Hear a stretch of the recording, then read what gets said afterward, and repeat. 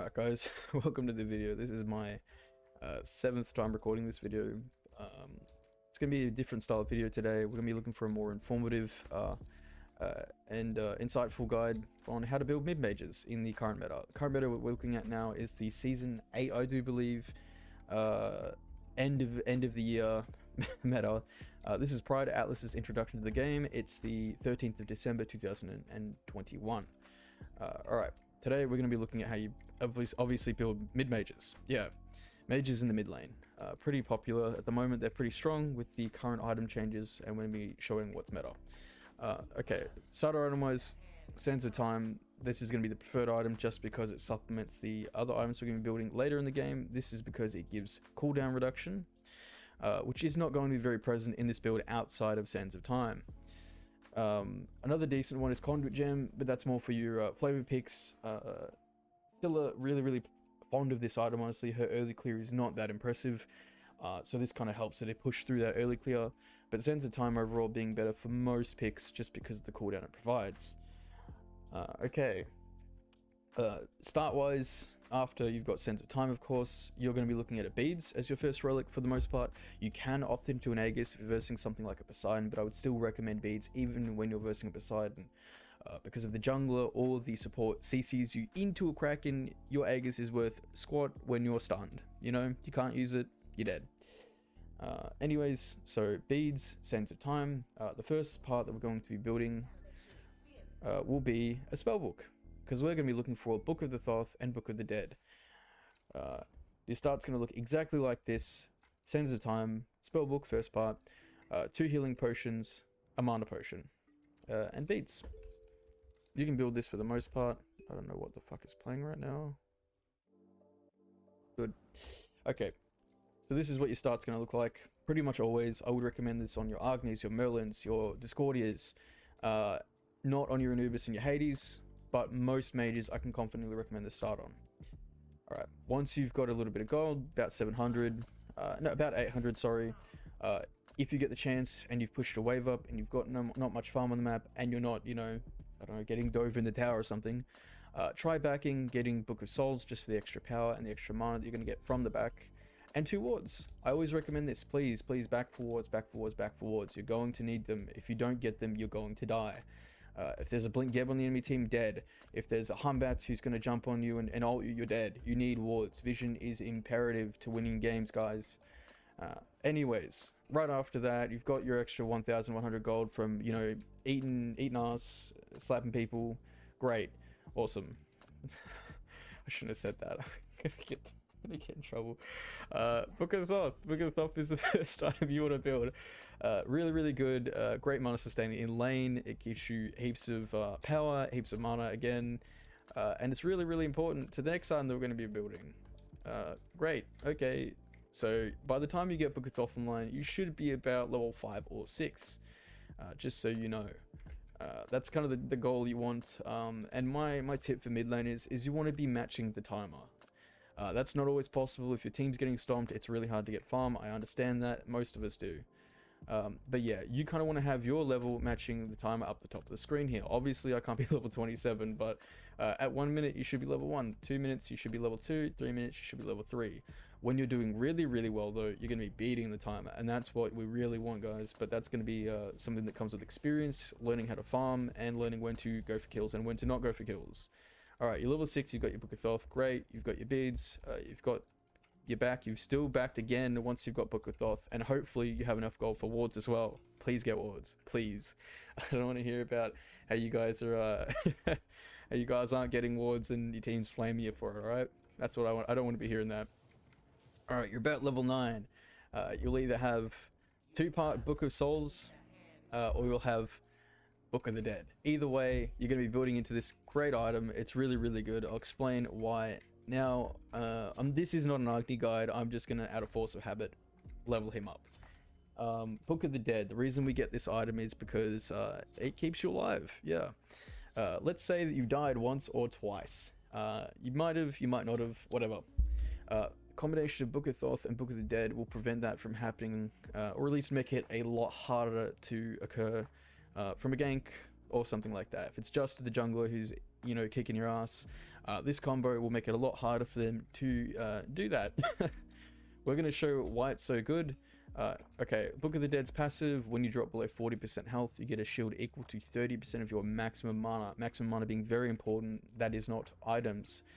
This used to be based around the mana on the items you had, and it was very, very bad, but they changed it to a max mana and is much stronger. It's actually getting a small nerf when Atlas comes out, down from 30% of your max mana to 25, but it's still going to be what I would recommend to most people. It's still going to be very, very strong.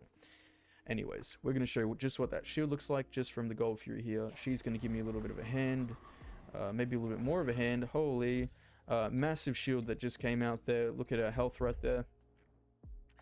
We're looking at a total of, what was that, 1,100 health, but we only had 400, so it was about a 600 health shield.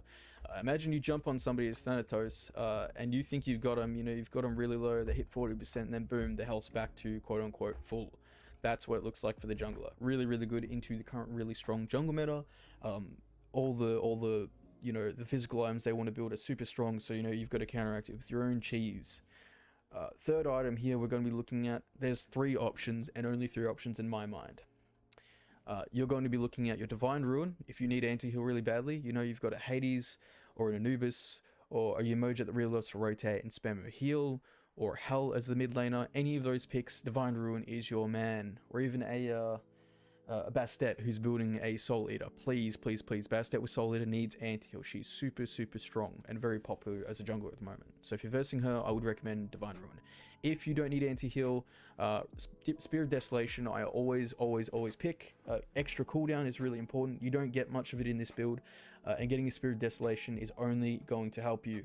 It's actually going to mean that late game, you actually get the full 40% cooldown, which is not possible if you don't pick this up here. You can flex into it later, but I'll explain that as well. Spirit of Desolation, again, really, really good pickup. Not always going to be the one you pick up though. I would usually recommend grabbing this, but if you're looking at team comp that is mostly physical, so, you know, the jungler is physical, the soul laner is physical, the guardian is physical, carry is physical, but the mid laner is a mage, or you could swap those around and say the carry is mage or the mid lane and the mid laner is a hunter. I would recommend that you look at more of a defensive option if they're really proving difficult for you. Breastplate of Valor being the option here. 20% cooldown, really, really, really good, will help you in the mid game. Again, you don't get much cooldown on this build, so this is the slot that you usually get it in if you're going to get any more than the Sands of Time. Breastplate actually giving you 300 mana, which actually dips into your Book of the Dead, and the power you get from Book of Thoth. Book of Thoth giving you 10% when you fully stacked it of your mana converted to power. Really, really, really good combination, but as I would say, a bit of a bitch move. Your jungler, the enemy jungler, not going to appreciate you much for having Book of the Dead and Breastplate of Valor. You are going to be so hard for them to kill. It's going to be downright cruel. But again, I don't think it's as fun to play. I would recommend it again if you're having a really rough time from the jungler or the solo laner. But for the most part, I think Spirit of Desolation is the most fun and honestly the best way to go if you can avoid going physical protections. If you need it though, Breastplate of Valor is your friend. Alright, after this we are going to be looking at one option only, penetration. You are going to need more penetration here. I know I don't do it all the time and I get flamed for it in my streams. Streams are in the link is in the description, hopefully. I don't know, but yeah, come watch that if you want. But anyways, Obsidian Shard here, necessary pickup, going to be carrying you through the through those protections that the tanks will be getting now, solo laners and the guardians or the warriors that are in the support. Yeah, oftentimes right now we're actually looking at how should I say this? Full damage solo laners though, so sometimes you don't need to get this pen, but I would still recommend getting it just for the general build, just so you have a really concrete and finite build that you can see, look at and go, I'm building that. Yeah, I will be doing updated videos every time the seasons change and the meta shifts pretty big. I'm going to skip this. Yeah, cool. Anyways, I will be doing updated videos. I will be going over the meta shifts, but hopefully they're smaller videos than this. If they're not, whatever, I'll still do it. Okay, so for the last item, you're not going to be able to build this because by the time you have this many items in your build, you've finished your 4th, you should be hitting level 20. Second relic at level 12, I should say, Aegis. Aegis, Aegis, Aegis. This is for all the people that are learning the game. You can go Blink if you're more confident yourself and your character permits it, like an Anubis or a Scylla or a Hades. But Aegis is your friend if you are still learning, or you don't want to, you know, meme and die by blinking into, I don't know, an Ulax or something, or Ymir Freeze. Beads Aegis. Great combination. Good on carries, good on junglers, good on, what do you call it, mid laners. Although Blink is really, really good on those roles on certain characters as well. I still recommend this to most people. By the time you're level 20, you should be prioritizing your Pendulum of the Ages. Reason behind that is the cooldown it gives. You need that cooldown, and you also want the massive power boost it gives. It doesn't look that impressive, I know. 90 power, nothing really to write home about. Obsidian Shard is actually going to be buffed after Atlas gets released right after this video to 90 power, so it's even better to build. So this looks like pretty average, right? Well, the passive actually means that you get an additional 110 power. That is insane. This item grants 4 MP5 per 10% of missing mana. That's not the good part though. This item grants 10 power per 10% of your available mana. So if you have 100% of your available mana, that is 100 power, so 190. This item is super, super strong and underrated, honestly, at this moment. Alternate timeline is okay. You can use it to meme on people a little bit, but I would still recommend Pendulum of the Ages just because of the massive power it gives. Anyways, last item. I would recommend going back into the book tree again, just so you can increase this shield even further. Soul Reaver being the general pickup I recommend for most characters. There are a few characters though that you can grab a cheeky Polynomicon on. So if you're playing a what's her name, Morgan, sorry, not Morgan Le Fay, she's different. They're different people, just similar names. Thank you, Smite, for that.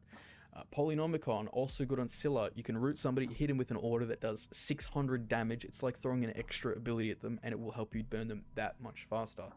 But overall, for most characters, your Agnis, your Merlins, your Discordias, Soul Reaver is your best friend. So this is going to what the build is going to look like late game. You're going to be having Purification, beads, Aegis, and your build's going to be looking like this.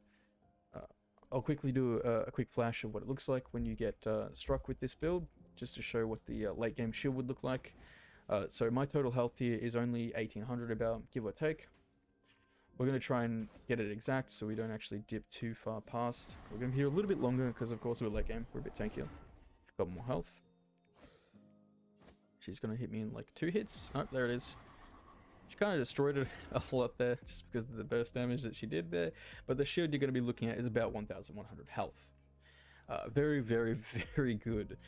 Instead of actually having 1700, 1800 health, you have 2800 health. That's a pretty big surprise for most assassins jumping you, trying to kill you. And most carries and solo laners trying to burn you down as well. It's really, really good. It does have a 90-second cooldown, but that shield in team fights is invaluable. And plus, big team fights shouldn't be happening too often, so the 90-second cooldown is not so bad. Last item, again, I did say it earlier in the build, but it is the flex pick item. If you are looking at a Divine Ruin here, because you have needed the anti-heal, of course, I always recommend getting anti-heal if you need it. Don't skimp out on anti-heal. Your last item could be a bit of a flex pick. You don't need to go into a Soul Reaver. I like it because it adds to the Shield of Book of the Dead. But you could opt into a Soul Gem. Give yourself a little bit more burst damage when you've got it stacked. Every time you do a hit of an ability, including on minions, you get a stack. At 4 stacks, it'll do bonus damage equal to 25% of your max power. You have quite a bit here. So that's very, very useful. And also heals allies around you for 30% of your power. Really, really good for just sustained fights and good poke. Agni loves this item just as much as he loves Soul Reaver, and a lot of mages do love this item.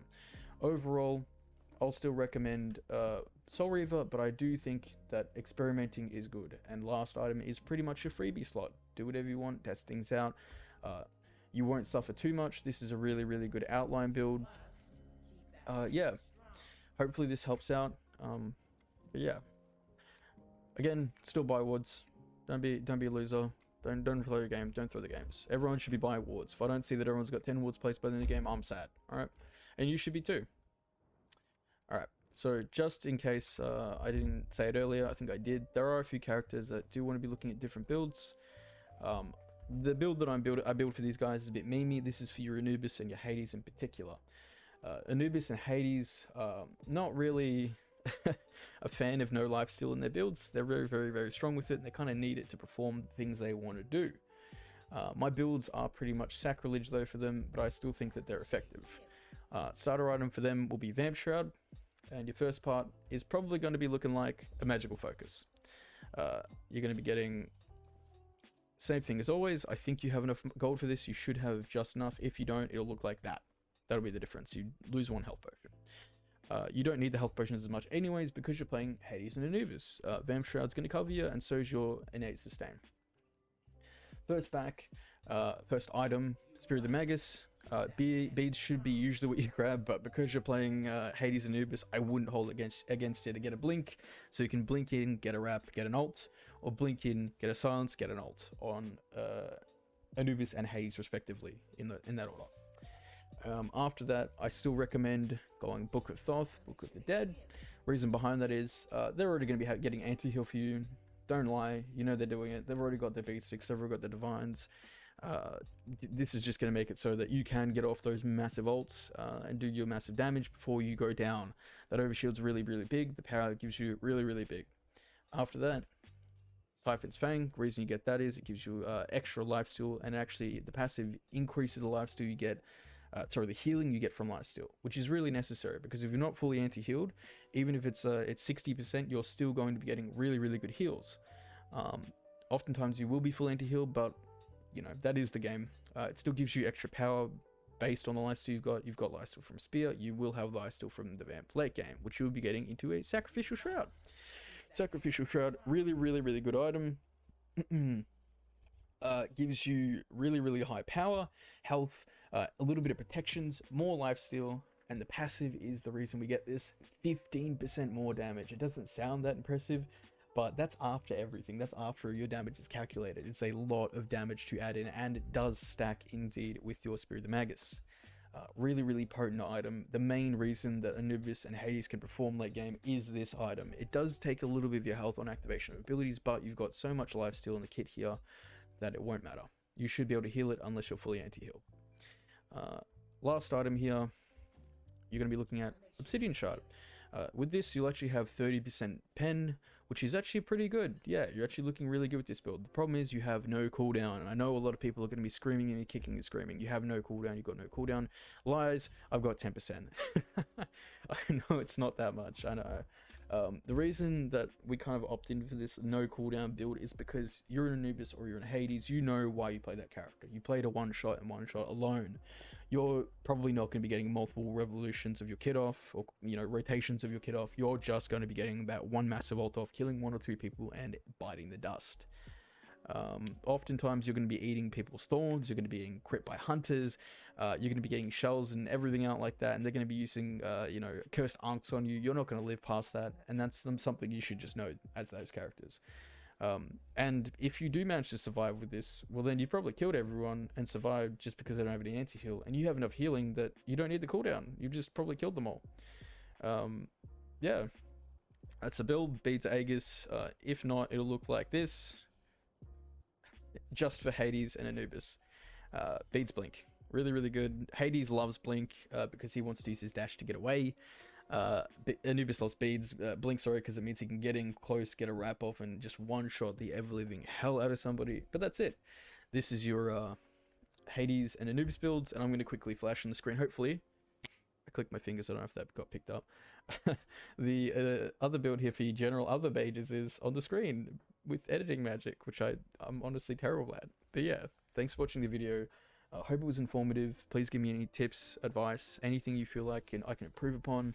I'd love to hear it all. But I hope to see you guys later, and hope you guys have a good one. Yeah, bye.